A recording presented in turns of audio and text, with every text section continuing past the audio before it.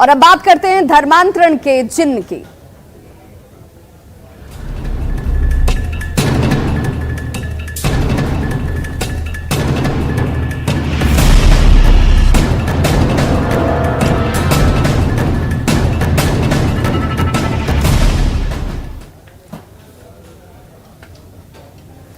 सीमांचल में धर्मांतरण का खेल थमने का नाम ही नहीं ले रहा है।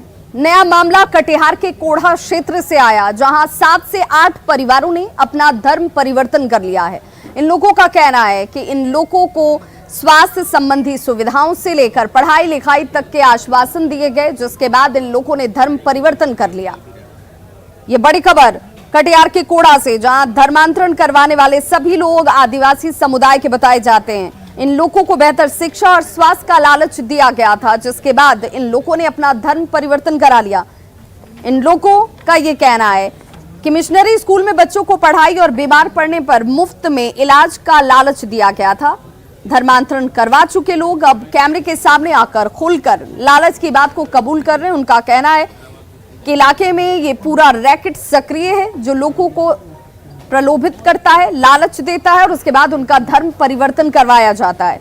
गरीबी और मजबूरी का फायदा उठाकर धर्म परिवर्तन का ये पूरा खेल खेला जा रहा है।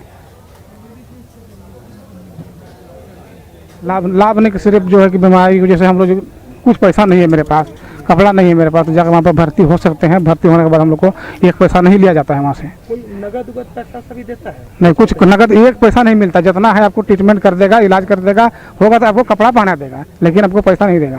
धर्म परिवर्तन मन सिर्फ परिवर्तन हुआ है। मतलब बस जो है कि मन जो है ना, पहले गलत काम झूठ सच सब बोलते थे सर, और अभी जो है कि ये सब नहीं बोलते हैं। सरकार से यही चाहते हैं कि इस पे सख्त से सख्त कानून बनाए, ताकि हमारे धर्म के लोगों को तोड़ा नहीं जाए। हमारा जो हिंदू धर्म है कभी दूसरे धर्म के लोगों के बारे में कभी भी कुछ बुराई नहीं करता है। ऐसे ही हम जब दूसरे धर्म के लोगों को टच नहीं कर रहे हैं, तो हमारे धर्म के लोगों को भी बहलाए फुसलाए नहीं जाए। ये तो धर्म परिवर्तन का बात नहीं है, ये मन परिवर्तन का बात है। और हम लोग प्रभु यीशु मसीह को मानते हैं।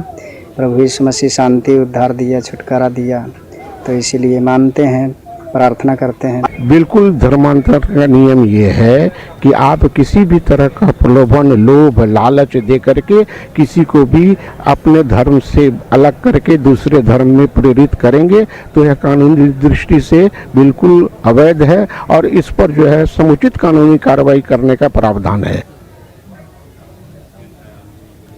सीमांचल के इलाके में धर्मांतरण के धंधा का ये खेल कोई नया नहीं है। इससे पहले भी लगातार इस तरह का खेल रचा गया है। इस बार ताज़ा मामला ये सिवाडी गांव से है, और जहां बड़े पैमाने पर इस गांव में लोगों का धर्मांतरण हुआ है। बड़ी बात यह है कि जो लोग धर्म बदल लिए वो खुलकर कैमरे पर आ रहे हैं और कह रहे हैं कि उन लोगों को सुविधा देने के नाम पर धर्म परिवर्तन किया गया है। और कुछ लोग ये भी कहते हैं कि धर्म परिवर्तन नहीं है, मन परिवर्तन। लेकिन सवाल उठता है, जब धर्म परिवर्तन का कुछ नियम कायदे हैं, तो इस तरह के रातों रात बड़े संख्या में लोग धर्मांतरण कैसे कर रहे हैं? और ये सवाल इसलिए भी मजबूती से उठाना चाहिए क्योंकि ये धर्म परिवर्तन खास वैसे समाज के उस वर्ग के लिए हो रहा है जो काफ़ी पिछड़े वर्ग से आते हैं और जिनके पास आर्थिक सामाजिक संकट अक्सर बरकरार रहता है। उन्हीं लोगों का धर्म परिवर्तन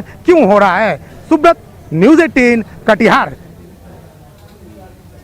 तो कई राज्यों में इसे लेकर कानून बनाए गए ताकि धर्म परिवर्तन न कराया जा सके, लेकिन बिहार में मुख्यमंत्री नीतीश कुमार कई मौकों पर यह कह चुके हैं कि धर्म परिवर्तन को रोकने के लिए कानून बनाने की जरूरत नहीं है। इसे लेकर प्रशासन सजग है, लेकिन घटनाएं एक के बाद एक हो रही हैं, सवाल उठने लाजमी हैं।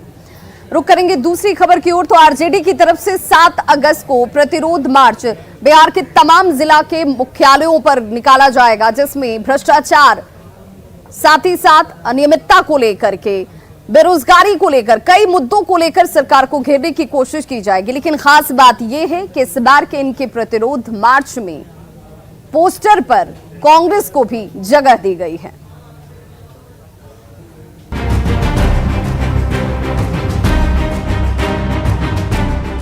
पटना की सड़कों पर आजकल ये पोस्टर खूब देखा जा रहा है। अब आप सोचेंगे कि पोस्टर तो हमेशा लगता ही रहता है, तो इसमें खास क्या है? तो पहले आप इस पोस्टर को देखिए। बीच में लिखा है प्रतिरोध मार्च और नीचे निवेदक में लिखा है महागठबंधन बिहार।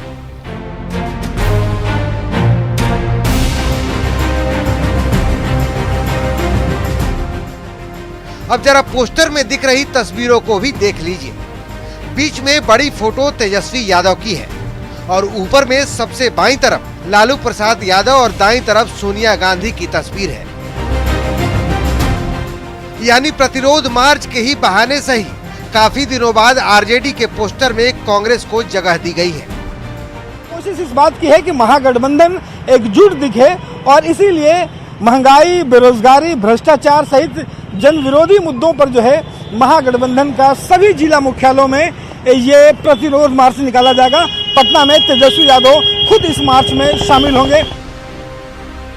2020 में तेजस्वी यादव सत्ता की कुर्सी तक पहुंचते पहुंचते रह गए थे। आरजेडी ने इसके लिए कांग्रेस के खराब प्रदर्शन को जिम्मेवार ठहराया था। इसके बाद तमाम उपचुनावों में दोनों दलों के बीच तल्खी दिखी। अब ये नई एकता कब तक ऐसे ही दिखती है, ये देखना होगा। न्यूज़ 18 के लिए पटना से रवि एस नारायण की रिपोर्ट।